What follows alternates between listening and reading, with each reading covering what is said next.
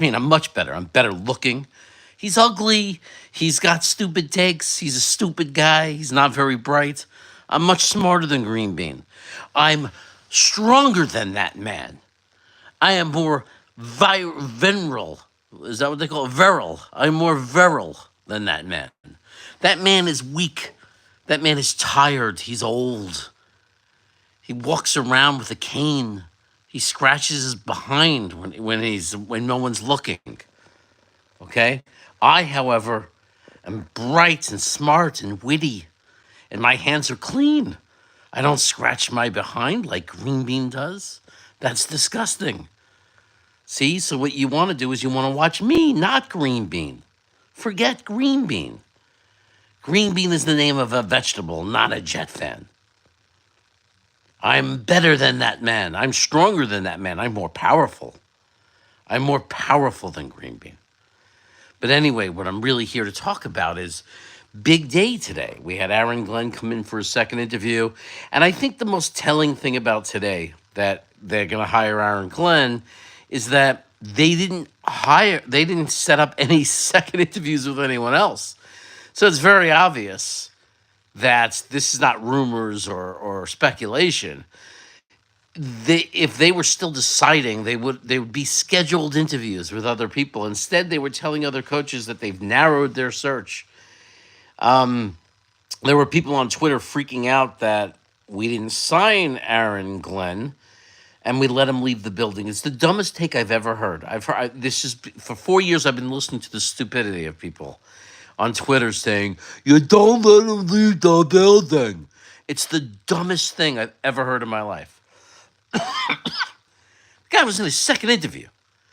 This is not like I go in for a job for an assistant principal. Even if I went in for the second interview, they still have to talk with the staff. Like, they still have to all talk and make sure everybody's on board. They might announce that they hired him tonight. But, like, there's a whole consulting group. What are they in front of him going to say, do you want to hire him? I mean, give me a break. They also have to agree to the money. They have to offer Aaron Glenn a contract. How many years is it going to be? What's the money going to be? There's also Aaron Glenn has an interview with the New Orleans Saints that's already been set up. Wouldn't you go on that other interview if you're about to get into a negotiation over money? And I hate when people say, "Oh, well, that doesn't mean that he wants to be a Jet if he goes on the interview with." No, idiots. Think like you have a brain.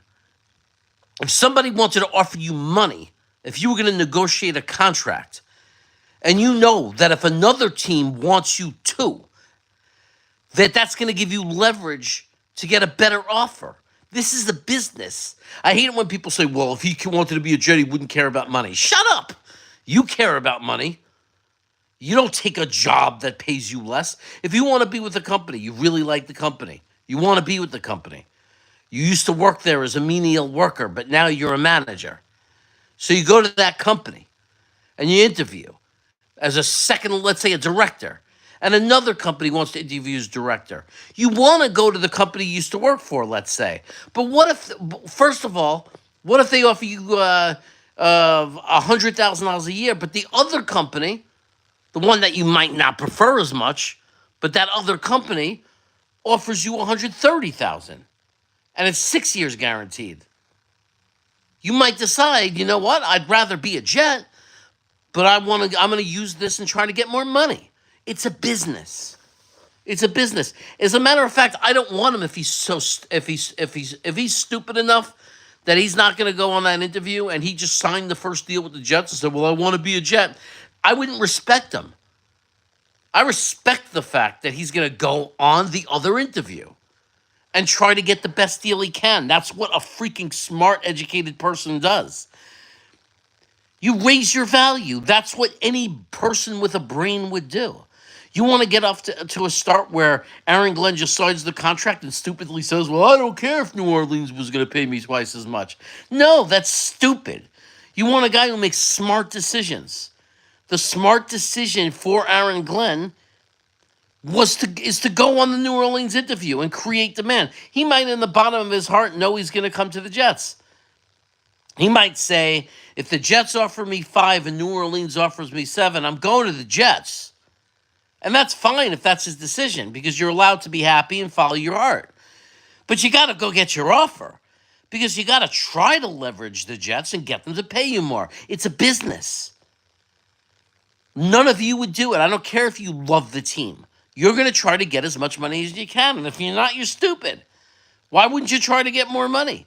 Of course he's going to try to get more money. So I didn't expect him to sign today. Don't leave him. Don't let him leave the building. What kind of baloney is that? The people are saying that have never had a professional job. They must be blue collar work. What do they work as waiters in restaurants? I mean, or like what kind of low level jobs do you have to be in your whole life to not understand negotiation?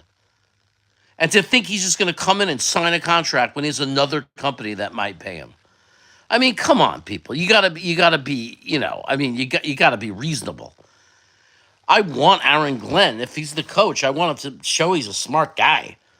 A smart guy goes on the other interview, or at least walks out as if he is going to go on the other interview, trying to push up the Jets' offer and make sure they give the max offer. I do it at car dealerships all the time. You think I just go pay the price they say? If I'm at Toyota, I'm going to say, all right, I'm going to come back tomorrow. I want to talk to the guys at Honda and see what they got to say. What do you think's going to happen when I turn to walk away? I've done this. So I'm talking out of experience. They're going to give you the best deal they can to stop you from leaving that lot. So by walking away, by going on this interview, if the Jets want him, he's going to scare him. And they're going to give him the best offer. They're not going to play games. They're not going to say, maybe we get him for $3 million. No. If they were his only offer, you might get him for cheap. But if you show other teams want me, now you're driving up. Now you're more valuable. So no, we shouldn't panic because he left the building. What's up, Wild Wave? Good to see you. Dano he retracted his first message. Then he said, Jeremy, what is your plan B if Glenn signs elsewhere? Flores forever, says Johnny. Laughing out loud is Dano. Dano says laughing out loud. Okay, so here's the thing. I'm not going to lie. I was more of a Brian Flores guy anyway. So he was my plan A. After Vrabel signed, Flores was my plan A. Does that mean that I'm going to be one of these guys that say, I hope the Jets lose and be angry and pissed off? No. If we sign Glenn, I'm going to root my heart out for Glenn. I'm passionately going to hope he's successful. I just want to win. So no matter who they hire, whether, is whatever I wanted before they make a decision dies the moment they make a decision. So, before they make a decision, I'm yelling Brian Flores. They hired Aaron Glenn. Okay, what am I doing? I'm looking at every reason to get excited about Aaron Glenn. I'm finding any reason to think of, why was I wrong? And the funny thing is I did see an Aaron Glenn interview that I never watched that interview. There was some interview on Twitter going around of him talking, and I thought he was older and more like slow and from Hard Knocks, but he was young and spunky and viral, and you could tell he was a Parcells guy, the way he was talking about relationships and how important it is to be able to relate to the player and the ways of motivating them. I liked it, so I felt a little bit better about him. If he brings in Mark Brunell the quarterback coach from Detroit, which is what I've been screaming for forever, since we even talked about getting him. Because I said, even if we got Ben Johnson, I said that you bring the quarterback coach in as your offensive coordinator. If somehow we could pull that off and get him to come with us, why would he come to us and not go to Chicago? I'll tell you why. Because if he goes to Chicago, Tigo taught me this, he has no power. He's a nobody in Chicago because Ben Johnson's going to call the plays, and then he gets no credit. Mark Brunell has no chance to become a head coach because everyone's going to say, oh, he's a nobody. Yeah, he has the title offensive coordinator in Chicago, but he's not really because it's Ben Johnson. But if he comes to the Jets and we do well, it's him. If our offense does really well, it's him. So it makes sense that we can get him. It makes total sense. The only thing that could go against us is he might stay in Detroit. But the thing is, he doesn't know. Yeah, he might stay in Detroit. Yeah, that's the surprising thing. if Detroit offers him OC and he decides to come to the Jets. But that's the relationship thing. If he loves Aaron Glenn, maybe he does it. Maybe Detroit doesn't want him to be the offensive coordinator, but that does make you scratch your head and say why. Um, let's see. Jets, howdy, Harlan. It's good to see you. Are we going to draft a quarterback? I don't think we're going to draft a quarterback this year, but I could be wrong. You never know. I think it would be a big mistake if we used the number 7 pick on a quarterback because I don't think there's any quarterback in this draft that's worth a 7th round pick. I think that if you're a Sanders guy, he would be the 6th or 7th ranked quarterback in last year's draft, and he would be way behind a lot of guys in next year's draft. So I don't want to use a 7 pick on a guy who wouldn't even be in the top 6 quarterbacks if it was last year. So no, it would be a bad move. But second, third round, like in the second round, if they took Jackson Dart, I mean, I'm not screaming for it, but I'm not angry. To me, that's where he belongs. It's a value pick.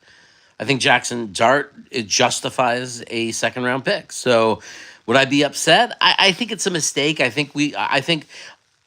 don't know how we're going to perform next year and what our record's going to be, but I like to leave open the possibility that we are going to be, you know, somehow it's going to fall to us that we're going to be part of next year's draft class with quarterback. I think it's going to be a great class. I think there's going to be a handful of quarterbacks that are really good. And there are some that I really like that aren't even right now under the microscope. Like that, I think that as of right now, they're not even projected first round picks. I think it's a big, wide class. So, and I think a lot of those ones that I'm talking about that I'm not naming are going to move into the first round. And in the future, there'll be videos about that. So, yeah. Take off your shirt and I'll subscribe. I'm not taking off my shirt, dude. I don't care about subscribers. If you want to watch, watch. If you don't. But I don't care about subscribers. I'm about to graduate and be a therapist, a psychoanalyst, a psychotherapist, and it's going to be good money, especially in 2 years when I get my 3,000 hours and I'm fully licensed without supervision. I'm gonna do very well. So, because I put my years in, 17 years in education, making shit money, and I decided I could, yeah, not to brag. I mean, I'm a school guy. I'm a nerd. So I was like, why? I'm personable. I get along with people. I'm supporting kids and counseling kids and their parents all day. Why am I not just going to school and getting my credentials to be a therapist and just like making good money to do this instead of sitting in a school and getting treated like crap? So, all of that means I don't make my living doing this. So if you want to subscribe to me, thank you. And if you don't, it's okay. I'm going to live. I do this for fun. I don't care. But I appreciate you watching now. Uh, I love that you tried, though. But I can't show. I have this habit. I don't know. My chest hairs itch. It drives my wife crazy. I hope this doesn't make people think less of me, but sometimes I have this habit. I take my scissors and I kind of trim the hair because I think they're like, some people like I get these little patches. I don't like that. I like so I can't believe I'm admitting this, but I don't want to show it. I don't want to show my fuzzy kind of not shaved because I don't shave my chest, but I take a scissor and go click, click, click, click, click, click, click. I click my beard, like I click off long pieces, my eyebrows. I'm obsessed with scissors. I can't. I don't know why. No GM yet. The dysfunction continues. Well, I mean, Tony, if they're talking to the GM that comes with Aaron Glenn, I think that it's a package deal. I think they know who they want the GM to be. It's the guy that just went to Washington from Detroit. That's why we didn't talk to any other GMs, and we're not talking and setting up interviews with other GMs. I think we got our pair, and I think it's a respectful relationship. This guy, whatever the hell, I'm forgetting his name all of a sudden, drawing a blank, Lynette, whatever the freak his name is. He's been in the league for 26 years as in the, working his way up from scouts. So I think he has Glenn's respect. And it doesn't matter. I mean, I think we're going to have the hierarchy. He's going to be the GM and Glenn's going to be the coach. So I wouldn't worry about it. Would you do it for 2 subs? Okay. Yeah. Lifted up my shirt. You see that? There you go. All right. Yeah, animals. Now, I may have gained those 2 subs, but I just lost 15 subs from everybody else watching. um, I don't know. I feel Newmark man would love the Glen hire. Yeah, I mean, I think that like we could be honest, right? Like everybody has to know everything. Can we just admit that we don't know? Like we don't know what these guys did. We don't know what Newmark did. Yeah, I understand he was with Detroit for 25 years and they're the worst organization in the football besides us. But his role for many of those years was like scout. And you don't know. He could have been the guy that got them to draft Megatron, right? You don't know what suggestions he made. There's like so many scouts for a team. They're regional, right? They sit in that room. Remember the Jets? They showed the room and there's 15 guys in there. What if they barely ever listened to him? And what if they said, holy shit, year after year, they finally noticed, he's right. We need to promote that guy because he kept getting promoted, right? So we don't know. Maybe his recommendations were always pretty solid because it's not like Detroit always had 53 bad players. They just didn't win. But the thing is as he got more powerful, as he moved up the ranks, what happened to Detroit? They turned it around. And then all of a sudden, he must have had a part of that because all of a sudden, this focus group, stuck him in Washington, and apparently he was a big part of that turnaround. Like he helped make really good decisions. So the last few years of his careers looked very good, and those are the years where he got promoted to high level positions where he had a real voice. So he's also considered one of the highly pursued, highly qualified candidates for GM. So I mean, I'm just happy he's willing to work with us. To be honest. So he's been in the league forever. Defensive head coach, 23 years with crap Lions. Yes, we don't know, but less than inspiring. Yeah, it doesn't feel good, Scott. But again, if you look at the last 5, 6 years since he got promoted to any relevant position, he's helped turn the Lions around and then went and helped turn Washington around. See, we don't have that information. We don't know how influential he was in hiring Dan Quinn for Washington. We don't know how influential he was in hiring Campbell in Detroit and Glenn, which is why maybe they're friends. Like we don't know. So I know it doesn't feel good because he was in Detroit all those years, but that's just where he worked up the ladder.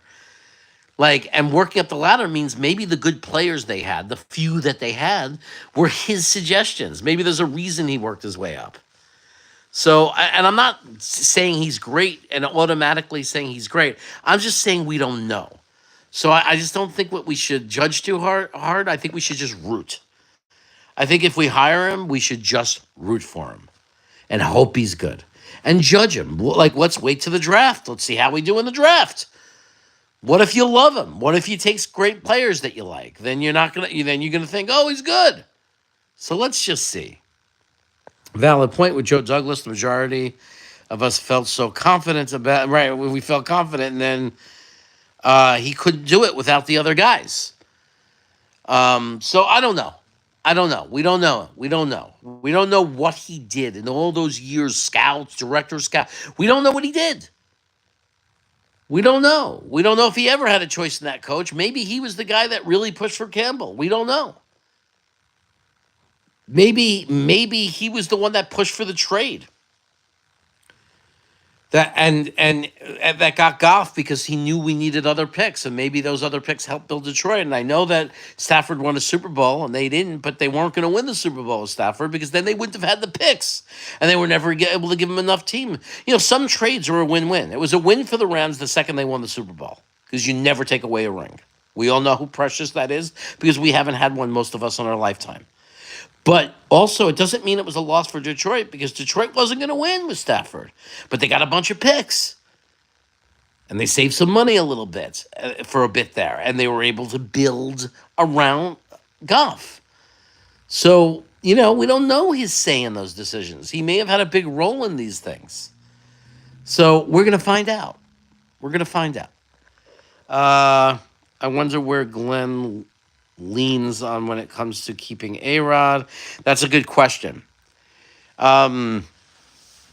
It's a really good question. Look, I don't know what we're going to do about A-Rod. I know that when you bring in a new coach, You don't want to have no quarterback, right? You don't want to have Tyrod Taylor. He gets hurt, and then you go with this kid Jordan Travis or some rookie, and then he wins 3 or 4 games, and everybody wants Glenn out of town.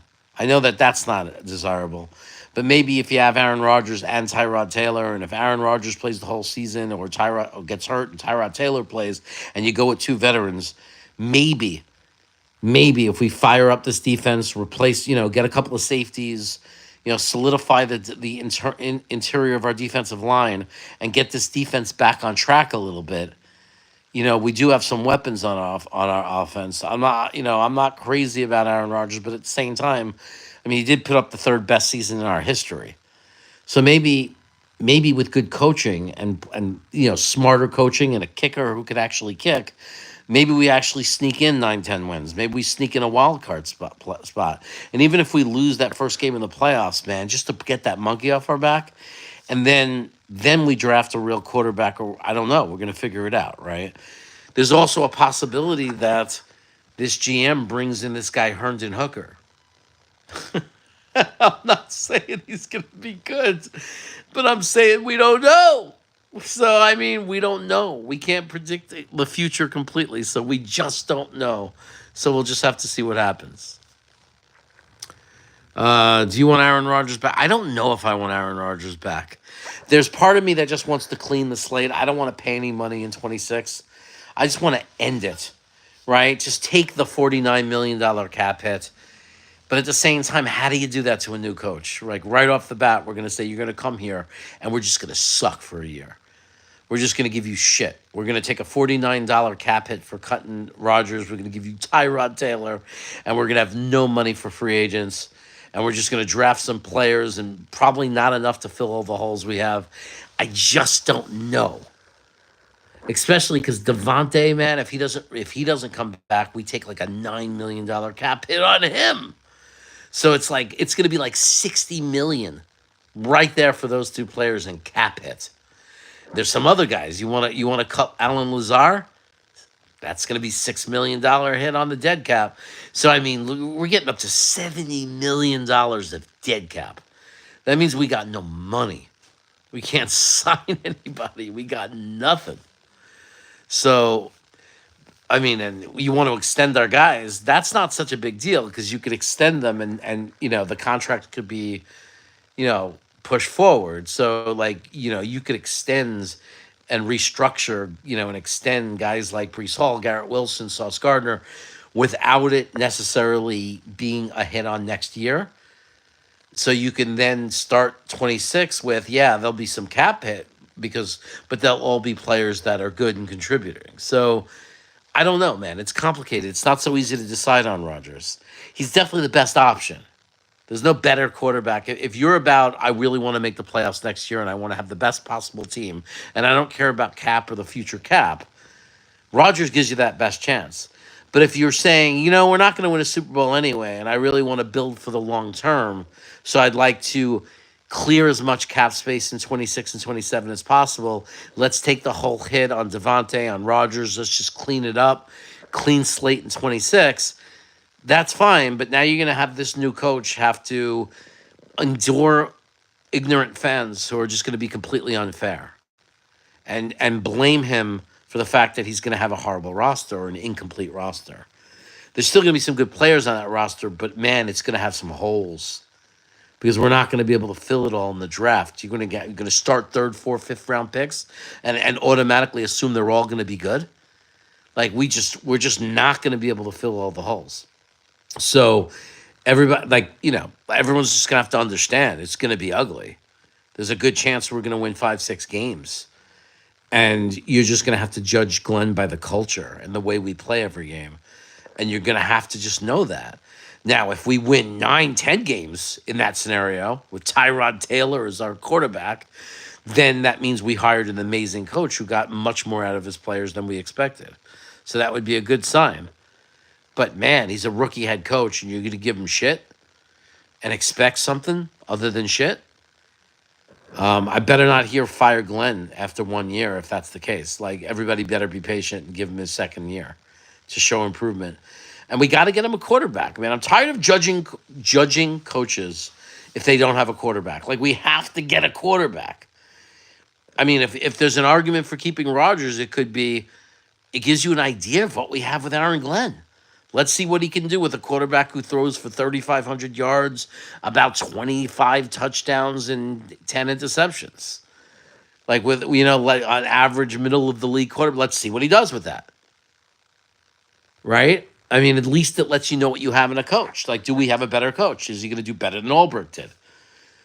Because I think with quarterback play like that, and Brees Hall and Braylon Allen, and I think that with our offensive line being pretty solid, I think that you should be able to win 9, 10 games with this team. I think that we lost because of a bad kicker and bad coaching.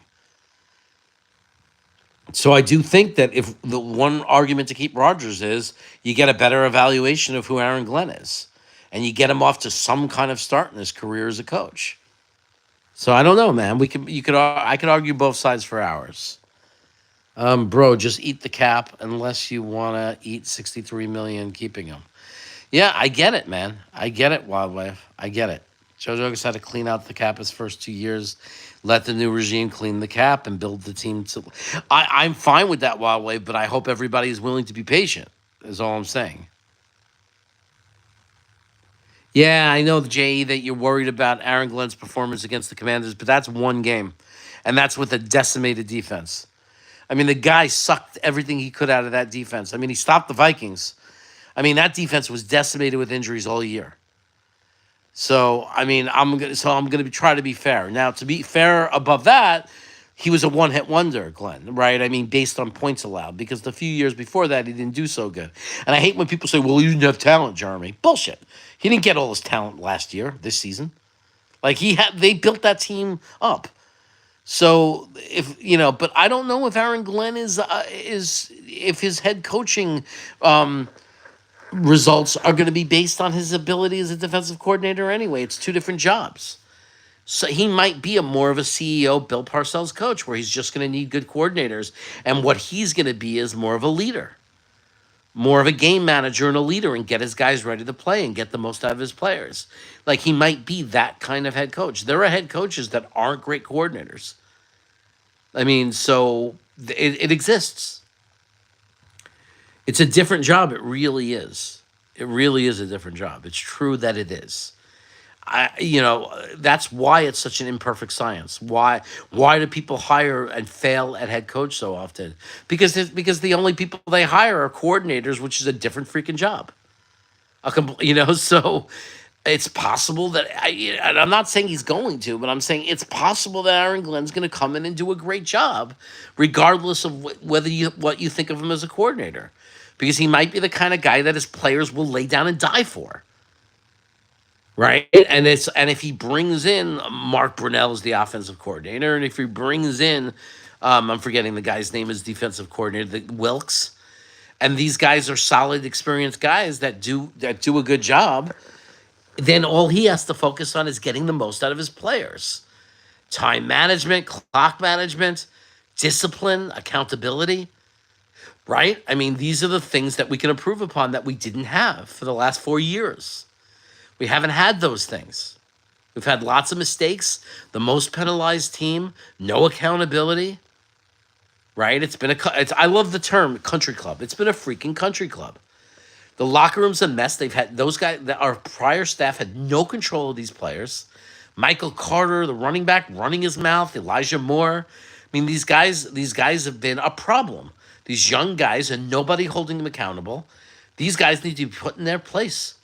Because guess what? It's going to affect their money. You bench them for bad attitude, going to affect their money. So trust me, even if they will care. Because it's bad publicity and bad press for them. And their agents will freak out and tell them so. It's bad. It's bad. You have to hold them accountable. You have to. And we didn't. We let Michael Carter, the running back, tear our locker room apart. For how long? Before we finally got that guy out of there. And guess what? He did bupkis. So you know how Robert Saleh let us down? He said he was a character guy. I'm going to bring in guys who love the ball. And he brought in a bunch of jerk-offs. A bunch of guys who talked to the press, leaked, complained, whiny babies. And we had a horrendously bad culture of just horrible attitude players. And hopefully Glenn's going to come in and clean it up. I don't care what their talent is. If they got a bad attitude and they're hurting our locker room, they go. You trade them. Get them out. Get them out. Because before talent, before anything else, you have to have chemistry. You have to have a team with a good culture, a team that plays together, that stands together, a team mentality, team attitude. That's the teams who do well. That's why the Pittsburgh Steelers have had a winning record for 17 straight years. Because that coach does not tolerate the bullshit. And that's that. I'll stick by that. So yeah, let's see. We'll see how he does. Yeah, Mike Singletary wasn't a great player. I don't think that him being a former player means he's going to be a great coach. We have examples of former players that are great coaches, and we have examples of coaches that are great coaches who never played a single down in their life, and vice versa. We've seen guys who never played suck as coaches, and we've seen former players, suck as coaches. So I agree.